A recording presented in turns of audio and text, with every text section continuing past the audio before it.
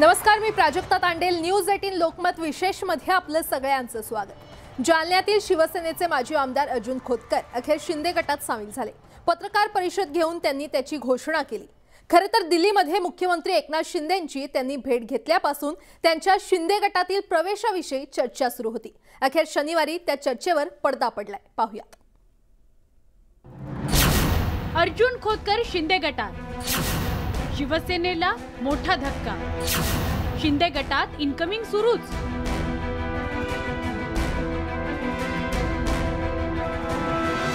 जालन्यातील शिवसेनेचे माजी आमदार अर्जुन खोतकर यांनी शिंदे गटात जाण्याचा निर्णय घेतल्याचं जाहीर केल्यामुळे गेल्या अनेक दिवसांपासून सुरू असलेल्या चर्चेला अखेर पूर्णविराम मिळालाय. शिवसेनेतील बंडानंतर अर्जुन खोतकर कोणती भूमिका घेणार याकडे सगळ्यांचं लक्ष लागलं होतं. मात्र आपण शिवसेना पक्षप्रमुख उद्धव ठाकरेंसोबत असल्याचा दावा खोतकरांकडून वारंवार केला जात होता. पण राजकारणात कधी काय होईल याचा काही नेम नाही आणि नाही म्हणता म्हणता अर्जुन खोतकर शिंदे गटात सहभागी झाले. त्यामुळे मी आज आपल्या सर्वांच्या साक्षीने, माझ्या शिवसैनिकाच्या साक्षीने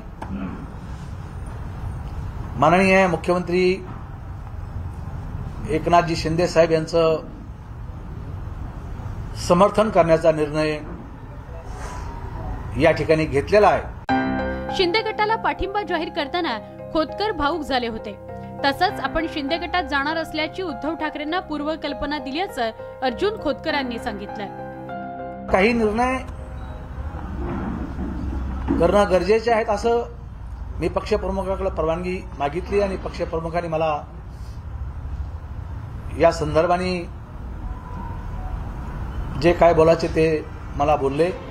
काही दिवसांपूर्वी अर्जुन खोतकरांनी दिल्लीत मुख्यमंत्री एकनाथ शिंदेंची भेट घेतल्यानंतर त्यांच्या शिंदे गटातील प्रवेशाविषयीची चर्चा सुरू झाली होती.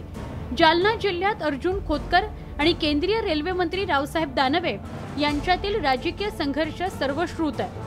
मात्र मुख्यमंत्र्यांच्या उपस्थितीत त्यांनी दानवेंची भेट घेतली होती आणि त्यानंतरच त्यांच्या शिंदे गटातील प्रवेशाविषयीच्या चर्चेला उधाण आलं होतं.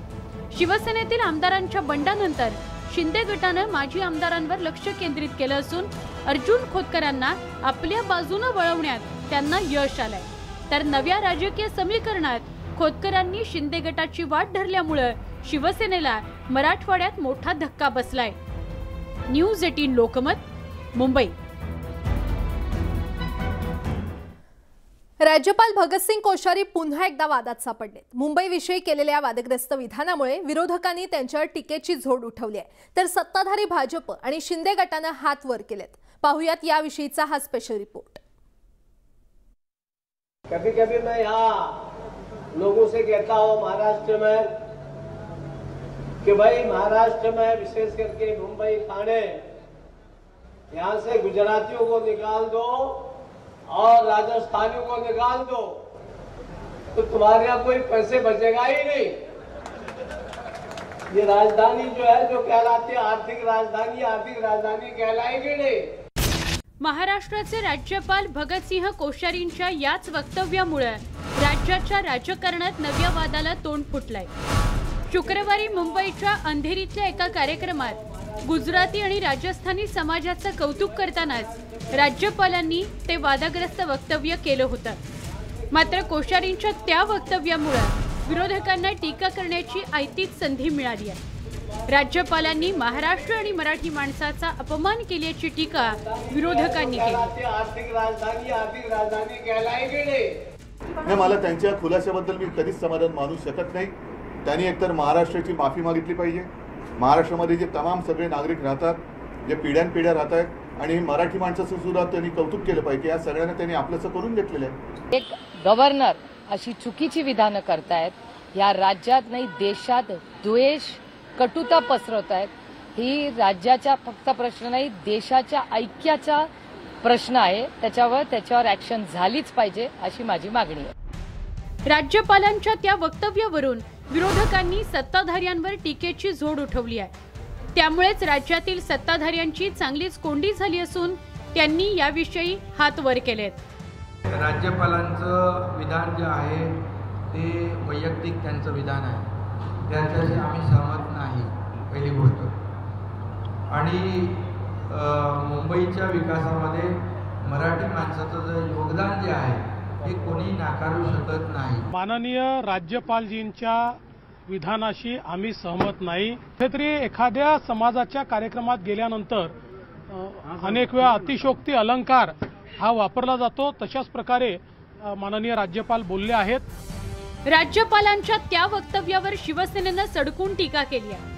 तसंच राज्यात लवकरच महापालिकेच्या निवडणुका होऊ घातल्या असून राज्यपालांकडून विविध समाजात फूट पाडण्याचा प्रयत्न केला जातोय असा आरोप शिवसेना पक्षप्रमुखांनी केलाय.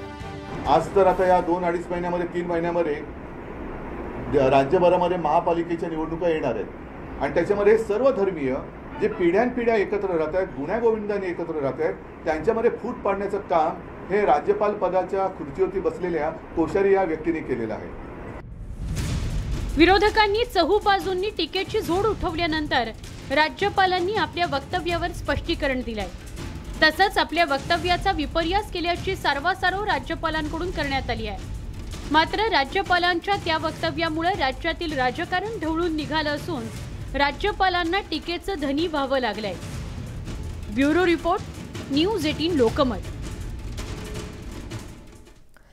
राज्यपाल भगतसिंग कोश्यारींनी यापूर्वी देखील अशाच प्रकारचे वाद ओढावून घेतल्याचं पाहायला मिळतंय. छत्रपती शिवाजी महाराज आणि महात्मा ज्योतिबा फुलेंविषयी त्यांनी केलेल्या वक्तव्यामुळे वादाची ठिणगी पडली होती. पाहुयात याविषयीचा हा स्पेशल रिपोर्ट.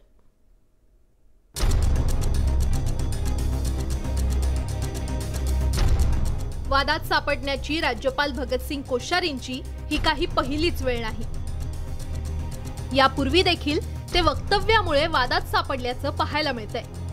छत्रपती शिवाजी महाराज आणि समर्थ रामदास स्वामींविषयी केलेल्या वक्तव्यावरून देखील ते वादात सापडले होते.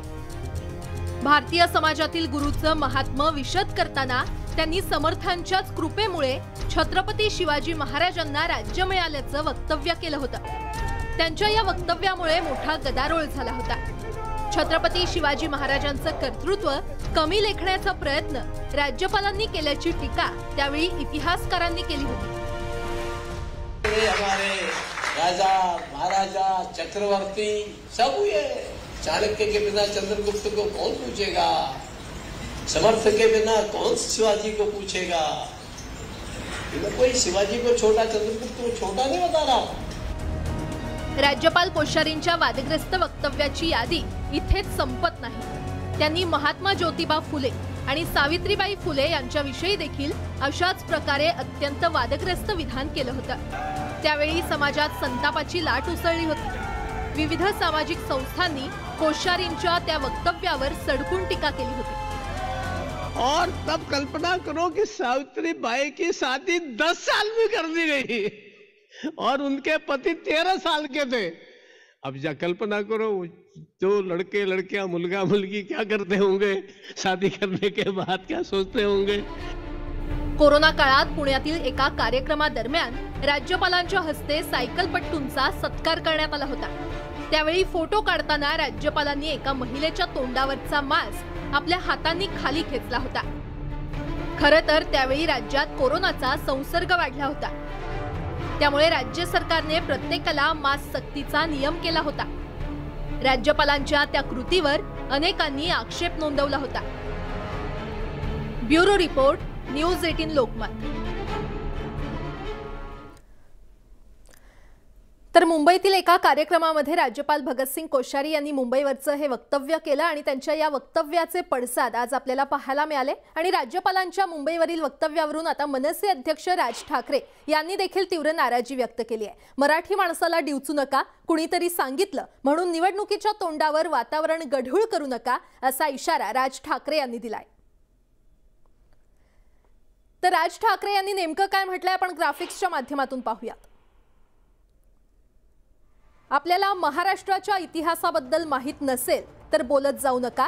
राज्यपाल हे एक प्रतिष्ठेचं आणि सन्मानाचं पद आहे म्हणून आपल्या विरुद्ध बोलायला लोक कचरतात. परंतु आपल्या विधानांनी महाराष्ट्रातील जनतेच्या भावना दुखावल्या जातात. महाराष्ट्रात मराठी माणसानं येथील मन आणि जमीन मशागत करून ठेवल्यामुळेच इतर राज्यातील लोक इथे व्यवसाय करायला आले आणि येत आहेत ना. दुसरीकडे त्यांना असं वातावरण मिळेल का? उगीच निवडणुकीच्या तोंडावर कुणी काही सांगितलं म्हणून बोलून वातावरण गढूळ करू नका. तुम्ही हे का बोलताय हे न कळण्या इतकं आम्ही दूध खुळे नाहीत. मराठी माणसाला डिवचू नका इतकंच आत्ता आपल्याला सांगतो. जय महाराष्ट्र असं राज ठाकरे यांनी त्यांच्या पत्रातून म्हटलेलं आहे.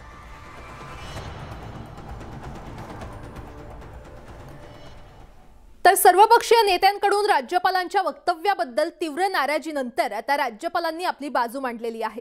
महाराष्ट्राच्या उभारणीत मराठी माणसाचं योगदान सर्वाधिक आहे. माझ्या वक्तव्याचा विपर्यास करण्यात आला असं त्यांनी म्हटलंय.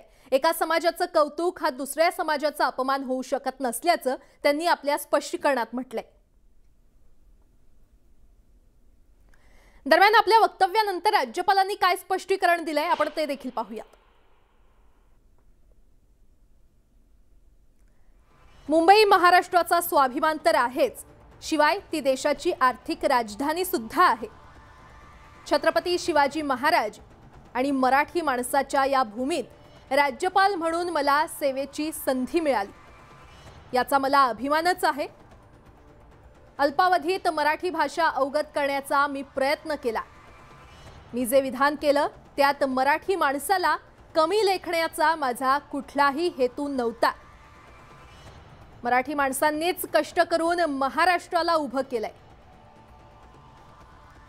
अनेक मराठी उद्योजक नावाजलेले आहेत. केवळ महाराष्ट्रात नाही तर भारतात आणि जगभरात मोठ्या दिमाखात मराठीचा झेंडा रोवून आहेत. त्यामुळे मराठी माणसाचं योगदान कमी दाखवण्याचा प्रश्नच निर्माण होत नाही. समुदाय यांनी नटलेल्या या मराठी भूमीच्या प्रगतीत विकासात सर्वांचंच योगदान आहे आणि त्यातही मराठी माणसाचं योगदान अधिक आहे असं राज्यपाल भगतसिंग कोश्यारी यांनी स्पष्टीकरण दिलेलं आहे. तर राज्यपालांनी केलेल्या या वादग्रस्त वक्तव्यामुळे आता पुन्हा एकदा मुंबईवरून राजकारण सुरू झालंय. खरं तर विविध राजकीय पक्षांनी राजकारणासाठी मुंबईच्या मुद्द्याचा वापर केलाय. पाहुयात याविषयीचा हा रिपोर्ट.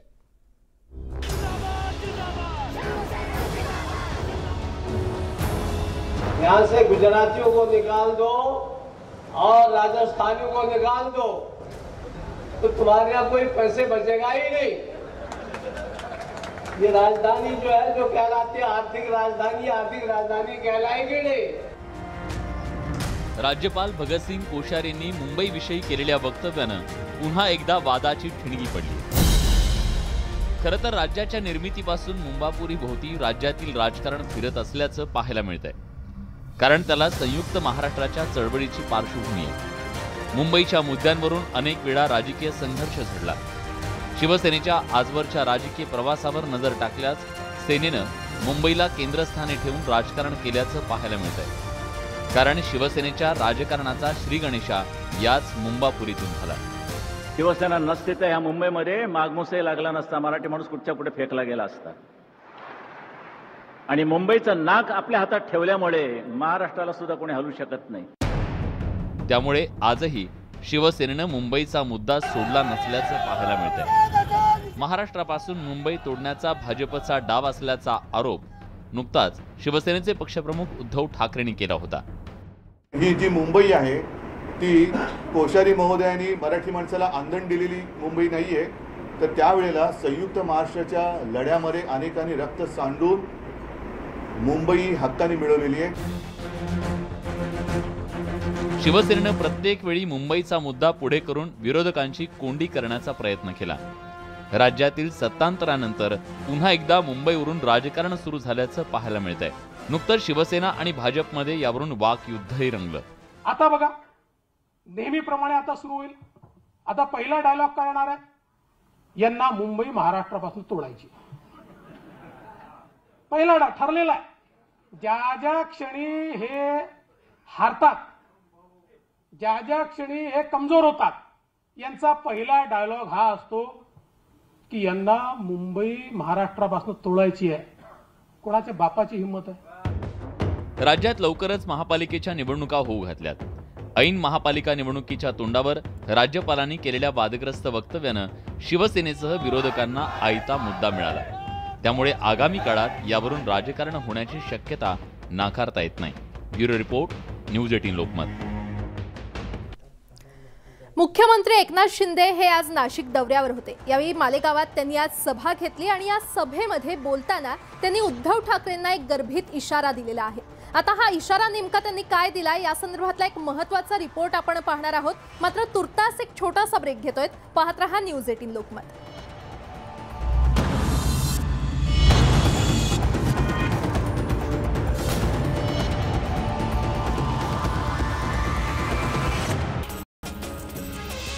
अमरावतीच्या खासदार नवनीत राणा यांना पत्राद्वारे हितचिंतकांकडून सतर्क राहण्याचं आवाहन केलं होतं। त्यामुळे नवनीत राणा यांच्या अमरावती येथील घराला पोलिसांनी कडक पहारा ठेवलाय। घरात ये जा करणाऱ्यांची देखील चौकशी केली जाते। अर्जुन खोतकर यांनी शिंदे गटात जाण्याचा निर्णय घेतलेला आहे। जालन्यामध्ये पत्रकार परिषद घेत त्यांनी भूमिका जाहीर केली। परिस्थितीनुसार हा निर्णय घेत असल्याचं त्यांनी सांगितलं। उद्धव ठाकरेंची परवानगी घेऊनच शिंदे गटात जात असल्याचं वक्तव्य खोतकर यांनी केलंय। यावेळी त्यांना अश्रू अनावर झाले। अर्जुन खोतकर हे शिंदे गटात सहभागी झाले। त्यानंतर त्यांच्या घरी समर्थकांनी मोठी गर्दी केली होती। शिंदे गटात सहभागी होण्यासाठीचं शपथपत्र देण्यासाठी खोतकरांच्या घरी शिवसैनिकांनी मोठी गर्दी केली होती। मराठा समाजाच्या प्रलंबित मागण्या तात्काळ मान्य कराव्यात यासाठी मुख्यमंत्री एकनाथ शिंदे यांना रक्तानं लिहिलेली 43 पत्र देण्यात येणार असल्याची माहिती मराठा क्रांती ठोक मोर्चाचे रमेश केरे पाटील यांनी दिलेली आहे। मुख्यमंत्री एकनाथ शिंदे हे 2 दिवसांच्या औरंगाबाद दौऱ्यावर येत आहेत।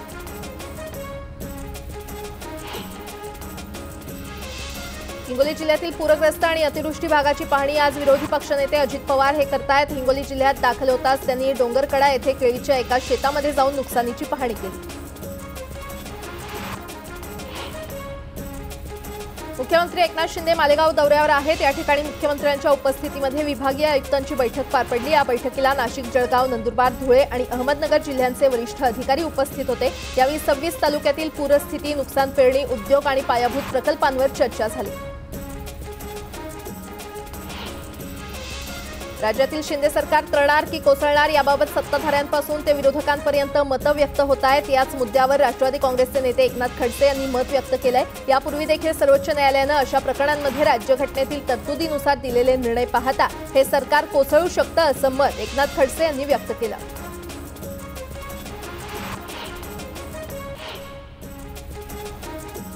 मी मुलाखत दिली तर राजकीय भूकंप होईल असा इशारा मुख्यमंत्री एकनाथ शिंदे यांनी उद्धव ठाकरे यांना दिलाय। धर्मवीर चित्रपटाचं प्रमोशन कुणाला रुचलं नाही असा टोला देखील शिंदे यांनी अप्रत्यक्षपणे ठाकरे यांना लगावलाय।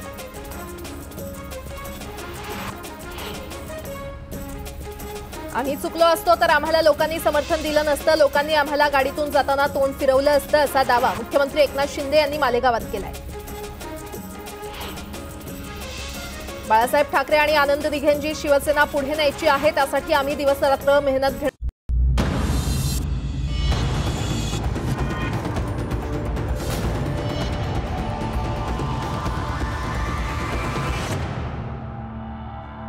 ब्रेक नंतर आपलं पुन्हा एकदा स्वागत। शिवसेनेतील राजकीय बंडानंतर आता शिवसेना विरुद्ध शिंदे गट असा सामना सुरू झालाय। दोन्ही बाजूने एकमेकांवर आरोप प्रत्यारोप केले जात आहेत। शिवसेना पक्षप्रमुख उद्धव ठाकरेंनी नुकताच मुख्यमंत्री एकनाथ शिंदेंवर टीका केली होती। आता मुख्यमंत्र्यांनी त्याला प्रत्युत्तर देताना सेनेला एक गर्भित इशारा दिलाय। त्यामुळे नवा राजकीय वाद पेटण्याची शक्यता वर्तवली जाते।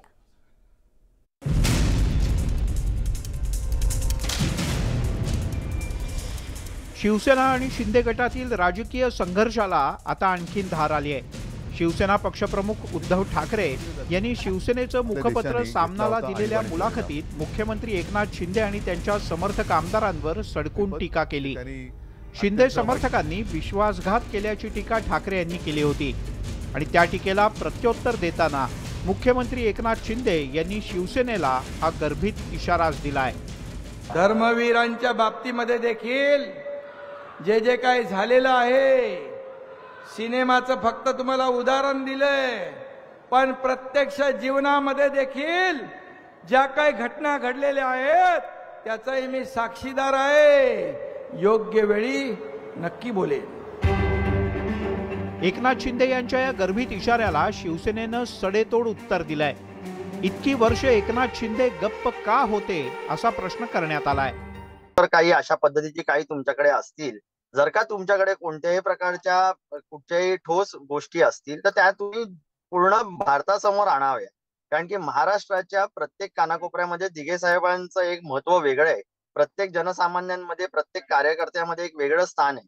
आणि अशा व्यक्तीच्या बाबतीत जर का असं कुठचं गुपित असेल तर ते गुपित ठेवण्यापेक्षा ते लोकांसमोर यावं, जेणेकरून लोकांच्या मनामधले किंतु परंतु नसावे. त्याचा चालविता बोलविता धनी कोण आहे तेही आपल्याला माहिती आहे.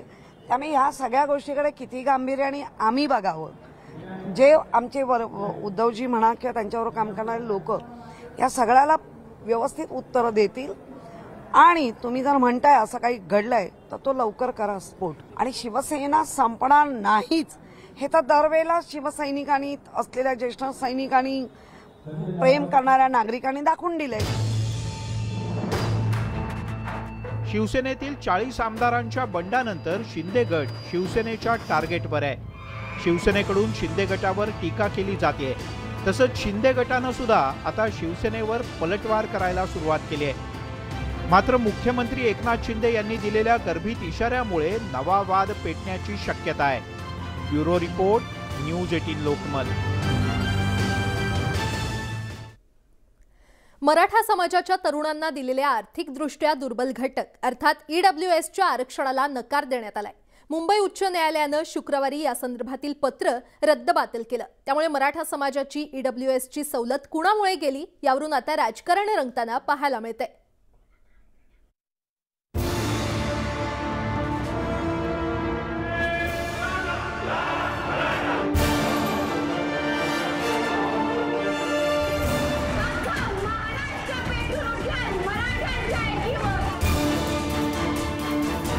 मराठा समाजासाठी देण्यात आलेली ईडब्ल्यूएस सवलत रद्द केल्यानंतरच्या या सर्व प्रतिक्रिया.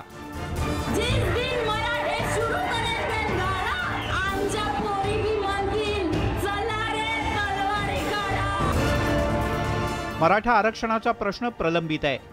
त्यामुळे मराठा समाजाच्या तरुणांना महावितरणच्या भरती प्रक्रियेत तात्पुरता दिलासा देण्यासाठी राज्य सरकारनं आर्थिकदृष्ट्या दुर्बल घटक अर्थात ईडब्ल्यूएस आरक्षणाचा लाभ दिला. पण मुंबई उच्च न्यायालयानं शुक्रवारी या संदर्भातील उद्योग विभागाचं पत्र रद्दबातल ठरवलं आणि या आरक्षणाला झटका दिला. यावरून मराठा समाज आक्रमक झालाय. ज्या आमच्या 42 बांधवांनी बलिदान दिलं, या महाराष्ट्रात शांततेच्या माध्यमातून आम्ही 58 मोर्चे काढले, तरी या ठिकाणी मराठा समाजाच्या मागण्यांकडे कोणी या ठिकाणी लक्ष देत नाहीये.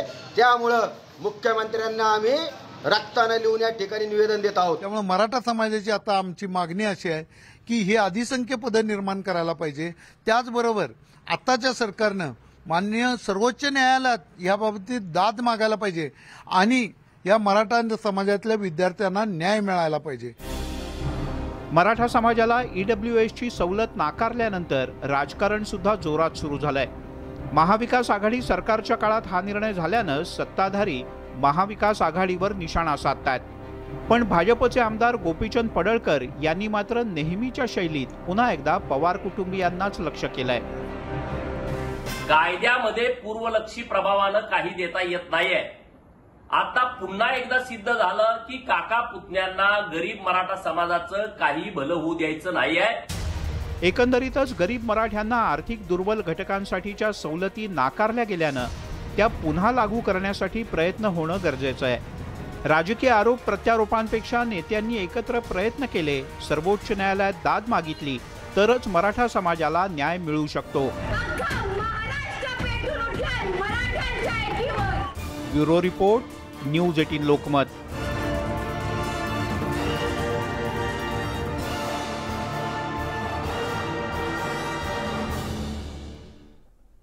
यासोबतच या विशेष कार्यक्रमामध्ये वेळ झाले इथेच थांबण्याची. मात्र ताज्या बातम्यांसाठी पाहत रहा न्यूज 18 लोकमत.